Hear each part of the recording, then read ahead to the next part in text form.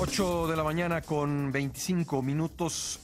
La nota principal del periódico Excelsior el día de hoy tiene que ver con la promulgación ayer de la Ley de Seguridad Interior.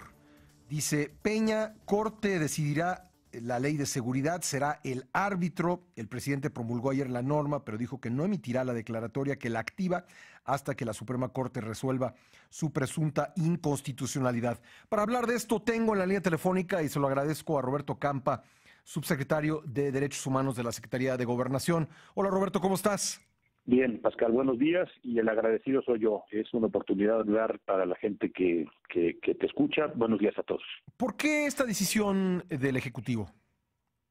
Bueno, primero porque por mandato de nuestra ley superior de la Constitución, el presidente tiene que publicar inmediatamente una ley que es aprobada en ambas cámaras cuando no tiene observaciones.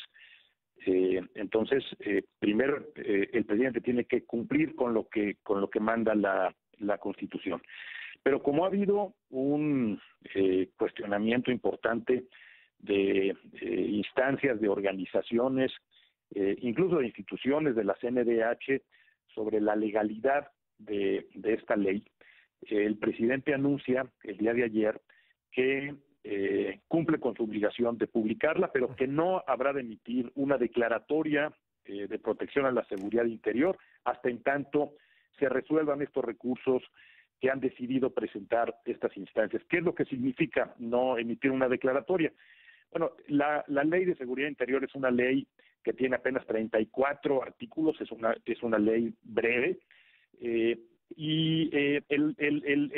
A pesar de lo cual mucha gente no la ha leído, ¿eh? Sí, caray, porque hay muchos de los cuestionamientos en donde uno se da cuenta claramente que no han visto ni siquiera el primero. Pero bueno, independientemente de eso, el instrumento principal que crea esta ley es esta declaratoria de protección a la seguridad interior. Hoy las decisiones sobre la intervención del gobierno federal, particularmente de las Fuerzas Armadas, son decisiones que se toman en la esfera interna de la administración. El secretario de Gobernación y el secretario de la Defensa, seguramente en algunos casos el presidente de la República. Y lo que dice la ley es que esto no podrá seguir siendo así. La ley parte de una premisa, y es que para enfrentar a la violencia que tenemos en algunos lugares de nuestro país, al crimen organizado, amenazas a la seguridad interior, es indispensable la participación, el apoyo de las Fuerzas Armadas, y para que las Fuerzas Armadas puedan intervenir a partir de la ley, tendrá antes de la intervención que resolver el presidente de la República, el Ejecutivo, y hacer públicas estas declaraciones de protección a la seguridad interior. Aquí tendrán que explicar en estas declaraciones por qué es necesaria la participación de las Fuerzas Armadas, cómo habrá de darse esta intervención de las Fuerzas Armadas, por cuánto tiempo, en qué condiciones. Y esta, como te digo, esta es la característica principal de la ley. Las declaraciones se emiten a petición de las legislaturas de los estados o de los gobernadores de los estados o a partir de una decisión del Ejecutivo. Estas declaraciones tienen que informarse a las dos cámaras, a la Bicameral de Seguridad Nacional, tienen que informarse a la Comisión Nacional de los Derechos Humanos y tienen que publicarse en el Diario Oficial. Ese es el cambio principal que contiene esta ley, y lo que el presidente anunció el día de ayer es, hasta en tanto no resuelva la Corte sobre estos recursos, no habrá de emitirse una declaratoria de protección a la seguridad interior. Me parece que es una buena noticia, Pascal, porque yo creo que si hay una instancia en donde pues es pertinente que se discutan nuestras libertades, que se resuelvan nuestros derechos, esa es la Corte, es nuestra Corte, la Suprema Corte de Justicia de la Nación, y pues esto habrá de darle, me parece, pues toda la solidez a este mandato que es tan importante. Ahora, ¿hay alguna duda por parte del Ejecutivo de que esta ley no cumple con la Constitución? No la hay la convicción, bueno, primero del Legislativo, que votó en ambas cámaras la ley, que revisó sobre la constitucionalidad, sobre las facultades que tiene el Congreso para emitir esta ley, o para el cuestionamiento que hace, por ejemplo, el INAI de uno de los artículos que tiene que ver con la información, pero me parece que esto también es una muestra del funcionamiento pleno de nuestras instituciones. La Corte resuelve sobre esos recursos, sobre el apego estricto a la Constitución. Sí. Esa es la instancia que en el entramado institucional de nuestro país debe resolver, y lo que el presidente anuncia el día de ayer es, sabiendo que se van a presentar recursos, yo anuncio que no estaremos emitiendo ninguna declaración hasta en tanto la Corte resuelva sobre esta controversia. Ahora, ¿por qué no la vetó? ¿Por qué no le hizo observaciones? ¿Por qué no atendió pues este llamado que hacen algunas organizaciones que entiendo en principio lo que quieren es que se discuta más? ¿Por qué no la vetó? Mira, yo lo que diría es, a nosotros, la Secretaría de Gobernación, a mí me instruyó el secretario para ir a un foro de consulta sobre la Ley de Seguridad Interior el año pasado, Pascal. La discusión tampoco fue una discusión breve, fue una amplia discusión. Las instancias de derechos humanos se han opuesto a esta ley. Yo que conviene también decirlo. O sea, ¿no es cierto que no se haya discutido? ¿No es cierto que no ha habido discusión? Bueno, por lo pronto yo lo que puedo decirte es que en el caso de la Secretaría de Gobernación, igual que Cancillería y PGR, acudimos a un llamado de ambas cámaras para discutir este tema en el Senado el año pasado. Yo creo una discusión que duró pues más de un año, porque por lo pronto a nosotros nos tocó participar hace más de un año. Y te decía, hay una reacción de las instancias que tiene que ver con derechos humanos. Me parece que esto es natural. Además, en todo el mundo las instancias de derechos humanos se oponen a la participación de militares en tareas de seguridad. Hoy lo están discutiendo en España sobre el estatuto militar de la Guardia Civil, lo han discutido en Francia sobre el estatuto militar de la Gendarmería, y sin embargo también lo que hay que reconocer es que frente a una realidad, frente a realidades complejas, frente a amenazas a la seguridad en estos países, pues hoy tú encuentras tanquetas militares junto a la fuente de Trevi por el temor al terrorismo, o encuentras presencia militar si tú llegas al aeropuerto de Bruselas, la sede de la Unión Europea, por el temor también al terrorismo.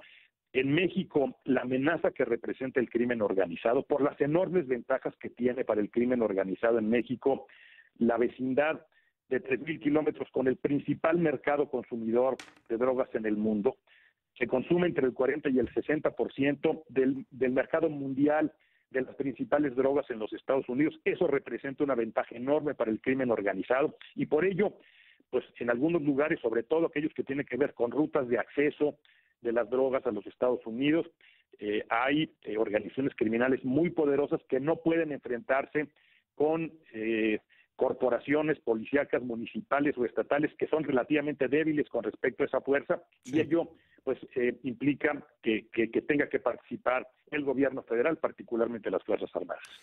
Bueno, pero creo que el cuestionamiento tiene que ver con que algunas de estas organizaciones, por un lado, quisieran que avanzara la posibilidad de tener unas policías profesionales en el país, y opinan que pues darle ya un marco a lo que ha sido una anomalía, la participación de las Fuerzas Armadas, pues va a retrasar aún más ese proceso. Y por otro lado, hay quienes, lo cito así, no es que yo opine lo mismo, pero lo cito porque son sus argumentos, dicen que la participación de las Fuerzas Armadas ha provocado o ha ayudado, ha contribuido al enorme número de muertos que ha tenido el país en los últimos años. ¿Qué dirías tú a esto? A ver, contestaría lo primero con el artículo 5º transitorio de la ley.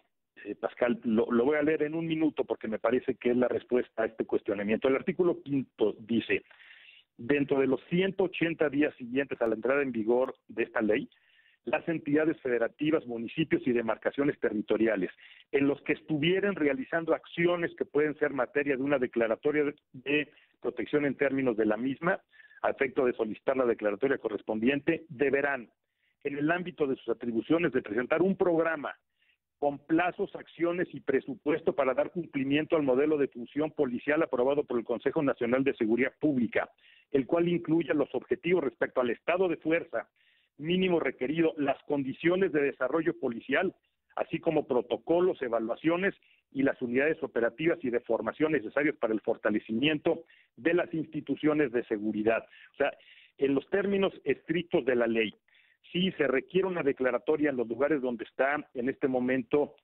operando el gobierno federal, particularmente las Fuerzas Armadas. Las instancias locales tienen obligación de presentar y de comprometerse a fortalecer a las instancias civiles. Sí. Pero hoy esto no sucede y la ley incluye estas declaraciones de protección, Pascal, que son una diferencia fundamental, porque hoy la decisión de dónde van las Fuerzas Armadas se toma de manera discrecional en escritorios, en la Sedena, en Gobernación, a partir de la ley.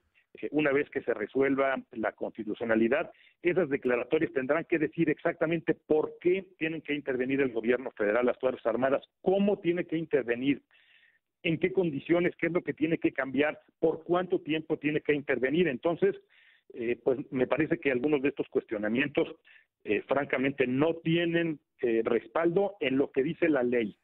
Pascal, la ley está hecha exactamente para enfrentar esa realidad. Bueno, una última pregunta, Roberto Campa. ¿Está confiado el Ejecutivo en que una vez que se presenten estas acciones de inconstitucionalidad que se ha previsto que se presenten, la Suprema Corte decidirá por el voto de la mayoría de sus ministros que esta ley es constitucional? ¿Tiene esa confianza?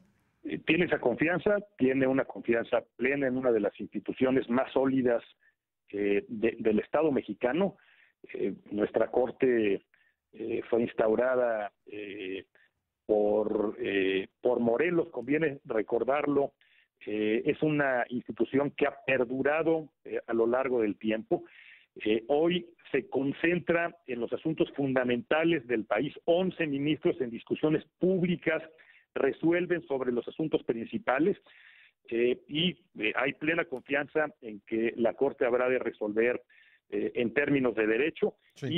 Y hay la convicción, insisto, de que si en algún lugar es pertinente que se discutan las libertades y los derechos de los mexicanos, es en la Suprema Corte de Justicia de la Nación. Pues Roberto Campa, subsecretario de Derechos Humanos de la Secretaría de Gobernación, muchas gracias por estos minutos para el programa.